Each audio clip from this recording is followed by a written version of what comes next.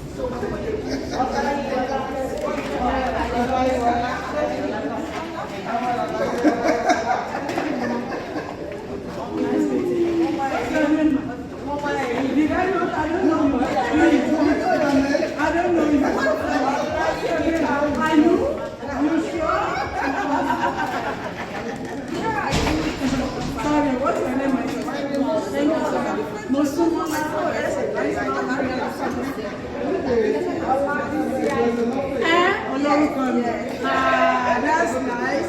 Olabisi meet Olabisi. That's nice. I think I should go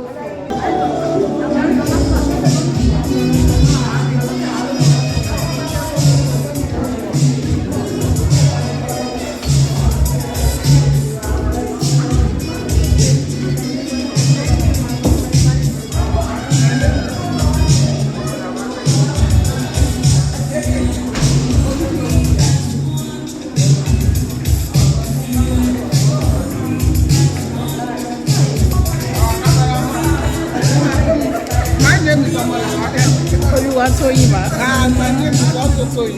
Okay. Yes, same here, okay.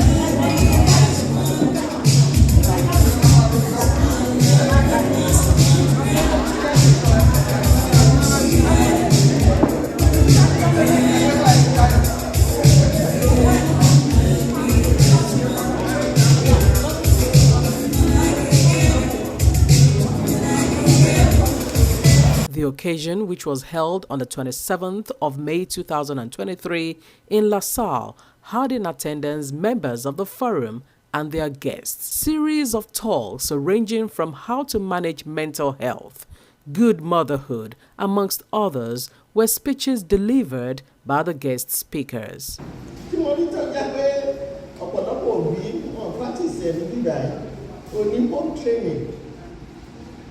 Home training is very, very, very important.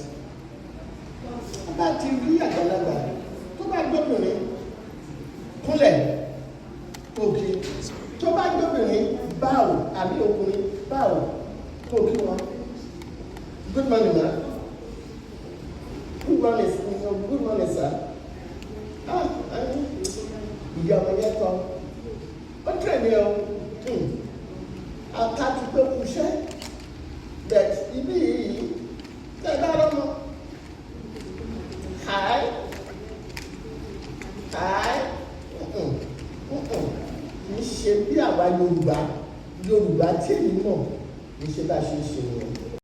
Ọmọ mi bá lè jọ bá báwọn òbí ẹ̀ àti lanu kó tiẹ̀ sọ pé ẹ káàárọ̀ sà àbí ẹ káàárọ̀ mà á di gíga ó kọ̀ lè dìde ó yí wọlé lọ because wọn kọ́ wọn pé dandan ni pé kọ́ máa kíyàn kò pẹ̀lú nǹkan tó fi kọ́ wọn àìdàgbọ́ ṣe é lò láì ó tọ́ kò wúwo lẹ́nu wọn. wọn gan láti pe bàbá wọn lórúkọ àbíyá wọn torí mi náà ní ẹ̀gbọ́n tó jẹ́ pé tí má pa àwọn ọmọ ẹ̀ láti France ẹ bá wọn mi sọ̀rọ̀ àwọn ti fi pé ìsúnmí èyí ó di dandan ká máa fi kọ́ wọn títí dé orí aṣọ wíwọ̀ nítorí pé ọmọbìnrin míì tí kò tí ì bàlágà ìgbà tó bá ti ń expose ara ẹ ti sọ pé káwọn ọkùnrin kí wọ́n pè é àwọn peer group tí wọ́n dẹ̀ tí wọ́n bá lò náà àwọn yẹn náà máa sọ fún mi pé kò sí nǹkan kan bẹ̀ so before you know it ọmọ tí ò tí ì tó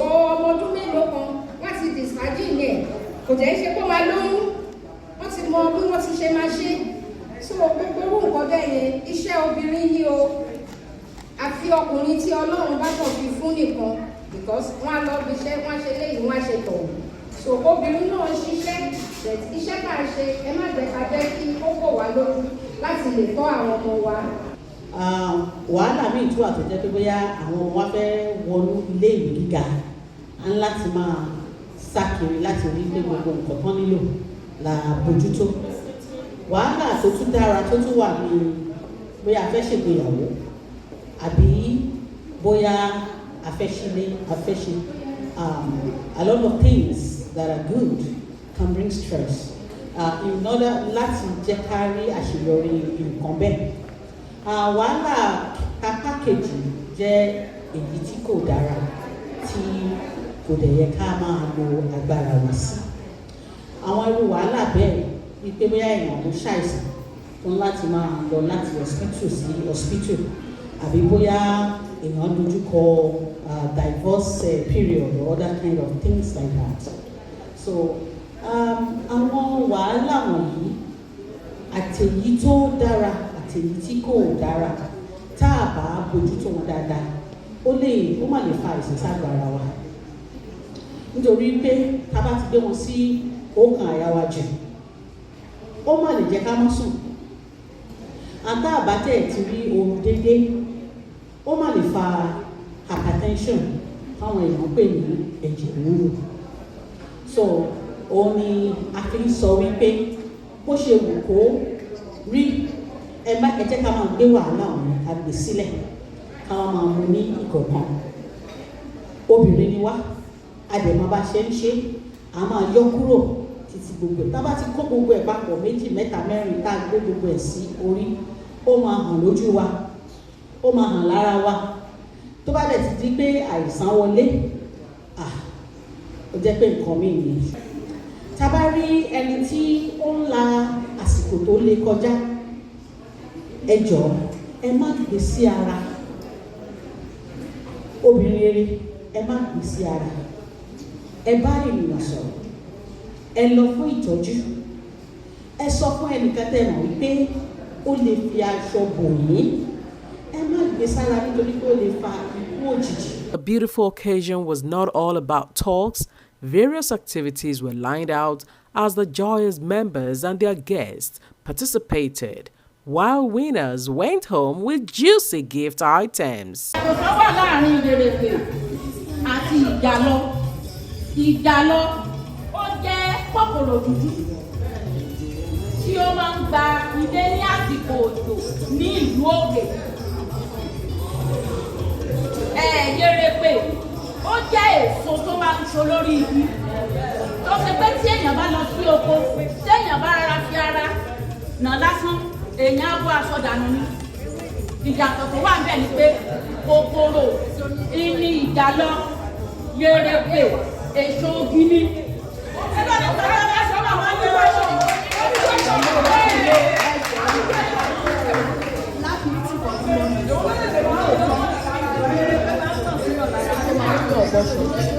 However, tí yèrèpè bá bọ́ síyàn lára tẹ bá wù ú láti wẹ̀ ṣùgbọ́n tí ìjàlọ bá bọ́ síyàn lára tẹ́ ẹ̀ láti ìsìná sí ìjàlọ ò lè rí nílẹ̀ jẹ́ni lè wà lájú ẹ̀kẹ́ tí lọ́ sí ra yín lára. Ní Nàìjíríà ni wọ́n ṣe gbá bẹ́ẹ̀sì. Gba ẹ̀jọ̀ ẹgbẹ́ mi lé.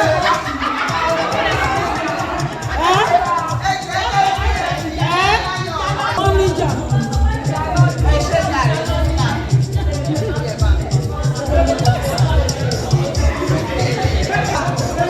Ó kẹ̀kẹ́ pé wọ́n fẹ́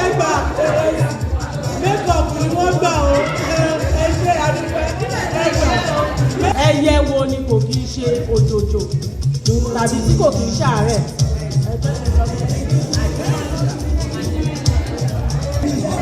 Ẹyẹ gúnigún lábàá. Kí ni ìtumọ̀ àwọn ọ̀rọ̀ wọ̀nyí? Ìsan, ẹ̀ta, ẹ̀rin.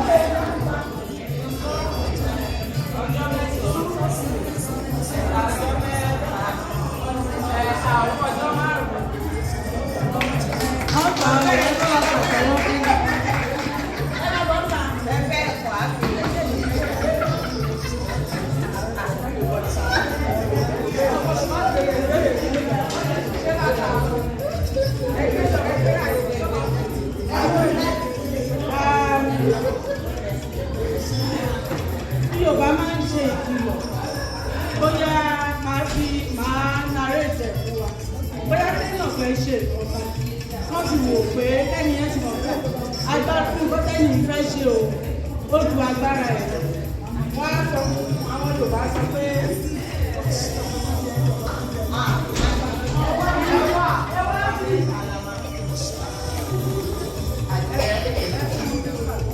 àdúrà ní àwọn mọ́mì wá jọ ẹ̀ bá wa kàtẹ́wọ́.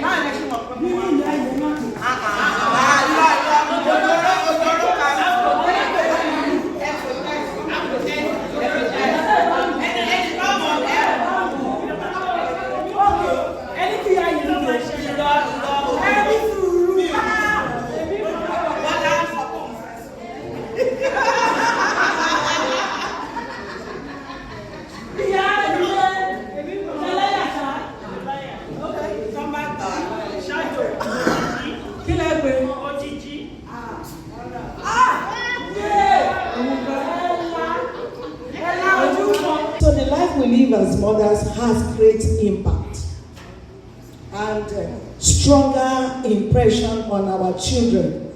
A lot. Your social life, we have heard many of that today. The business you do also have that impact and impression on your children. Your social life, your fashion sense, as mommy has talked about that, morals, interactions, transparency, disposition, etc., etc. My daughter will always say, apple does not fall far from the tree. So when you relax too much to be their friends, or when you do not take your time as their friends, you've heard about that before. TikTok is there.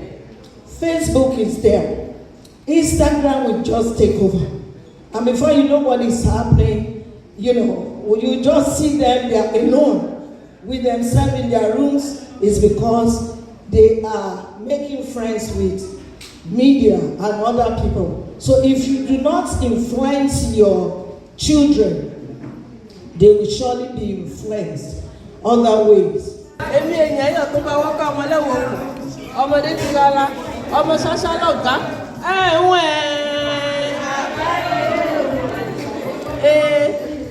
ni mo jí iye o yá àti lókùn yá kàgùlà mo tan ó nípa mo tan ó níye mo tan ẹ́ tẹ̀gbọ́n mo tan ẹ́ tàbúrò Oǹdó dédé ó ṣe tèmi o ajé àrọ̀mọ́ o lóńdó ọmọ ọgbọ́n nínú yìí ó jà aṣọ àrọ̀mọ́ o. Jẹ́ kí àwa dáàdì wa Ìjẹ̀bú ni wá o wọ́n ní ọmọ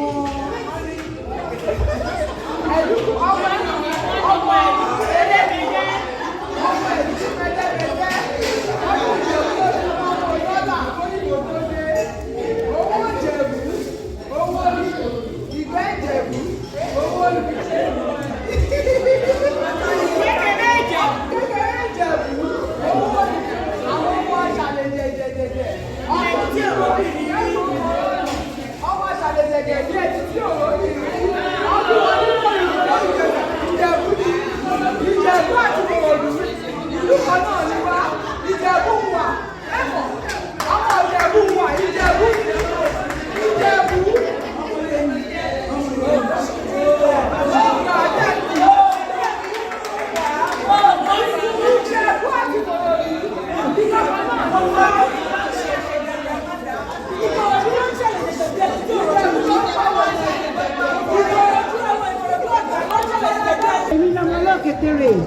òkètèrè òun lé oṣù wọn jẹun mẹ́rọ̀ débẹ̀ èyí ni nílé àbá mi èyí nílé ti èyí mi ọmọ ọlọ́sùn ọmọ asúnyàyá ọmọ ọgbà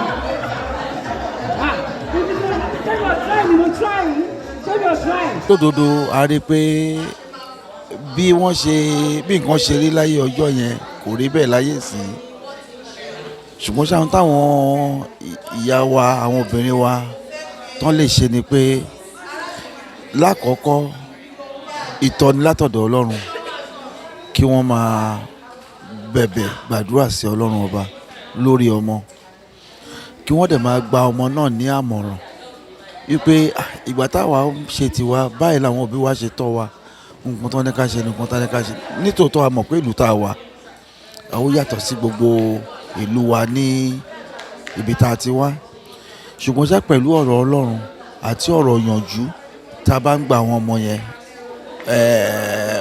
á yàtọ̀ díẹ̀ sí àwọn ìwà tí àwọn èèyàn ń lò nílùú yìí ìlú àjòjì la wà a mọ̀ bẹ́ẹ̀ ṣùgbọ́n ṣá pẹ̀lú àwọn òbí wa àwọn ìyá wa àwọn ìyàwó wa tán bá ń ṣàlàyé fún wọn wípé báyìí la ṣe ń ṣe báyìí ló ṣe yẹ kó ṣe rí kọ́ máa fi ọ̀rọ̀ jomitoro ọ̀rọ̀ pẹ̀lú wọn mo ní èrò wípé a tún yàtọ̀ díẹ̀. igi lẹ́yìn ọgbà ló yẹ kí ìyàwó jẹ́ lẹ́yìn ọkọ ẹ̀ kò dẹ̀ yẹ kí ìyàwó kó máa gbé kó máa ṣe jẹgàba lórí ọkọ ẹ̀ ọkùnrin ò ní gbà ìṣe ló máa dàbí ẹni pé atukọ̀ méjì òun ló ń darí ọkọ̀ kan ọkọ̀ yẹn á dẹ̀ wọ̀ Ọlọ́run ní jẹ́ kọ́kọ́ wa wọ́n ní orúkọ Jésù nítorí náà ó ṣe pàtàkì fún wa gẹ́gẹ́ bí àwọn ìyá wa ti kọ́kọ́ bá wa sọ lẹ́ẹ̀kan pé àwọn ìyá wa sọ pé èèyàn kan gbọ́dọ̀ jẹ́ ewúrẹ́ kéèyàn kan jágùntàn kì í ṣe pé ó gọ̀ kó gọ̀ ẹni tó àti àwọn ọmọ wa a gbọ́dọ̀ kọ́ wọn lẹ́kọ̀ọ́ ilé ó ṣe pàtàkì àwọn ọmọ wa gbọ́dọ̀ máa ní ìgbéraga láàárín ara wọn kí àbúrò máa pe ẹ̀gbọ́n lórúkọ ìlú yìí èmi ò gbà fáwọn ọmọ mi gbogbo èèyàn ló dẹ̀ lọ́wọ́ ní ọgbà ó gbọ́dọ̀ la orúkọ mẹ́gbọ́n ẹ̀ lórí láti ilé láti bẹ̀rẹ̀ láti jẹ níbí yìí náà mo rẹ̀ ti sọ àwọn kéékèèké yẹn ẹ jẹ́ ká kọ́ wọn náà nítorí pé níta nígbà tí wọ́n pàdé bí wọ́n ṣe ó nira fún mi láti máa la orúkọ máwọn ìyá arúgbó wọ̀nyí nígbà tó lọ bá wọn ṣeré ìyá ẹ má pè mí nígbà tá a pè mí lórúkọ tá a pè mí lórúkọ nígbà tó bá ti di pé àṣà wọn ni ṣùgbọ́n àwa gẹ́gẹ́ bí Yorùbá kì í ṣe àṣà wa. ìlòlògójì àti ìbẹ́yà ẹyẹ wo wá ní àkókò ẹyẹ lórí irú ìlòlògójì ẹyẹ wo wá ní.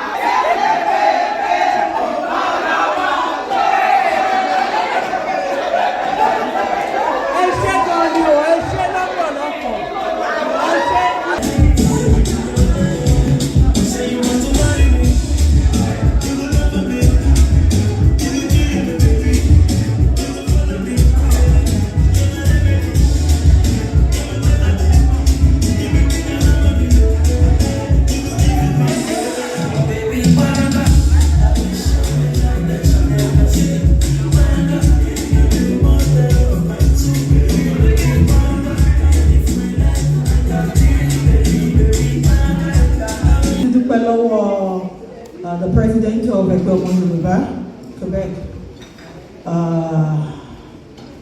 Our president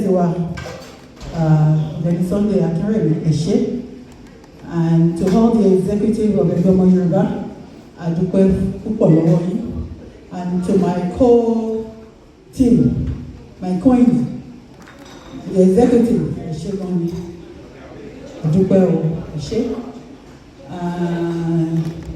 wọ́n dúpẹ́ lọ́wọ́ lẹ́ẹ̀kan sí, because tí kò bá sí ọjọ́ ìní yóò lè ṣeé ṣe. Ibi tí ẹ ti mówó, Olúwa Ọlọ́run wa máa fọ̀pọ̀ rọ́pò.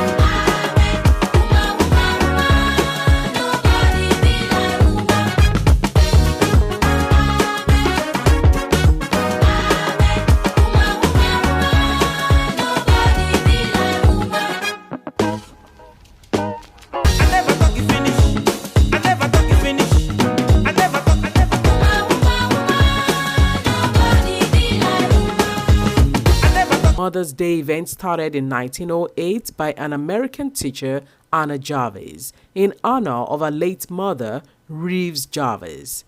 Anna Jarvis conceived the idea of Mother's Day as a way of honoring the sacrifices a mother endured for her children. Judging by all this, one could say mother's love is like a warm embrace that never fades even at a great distance.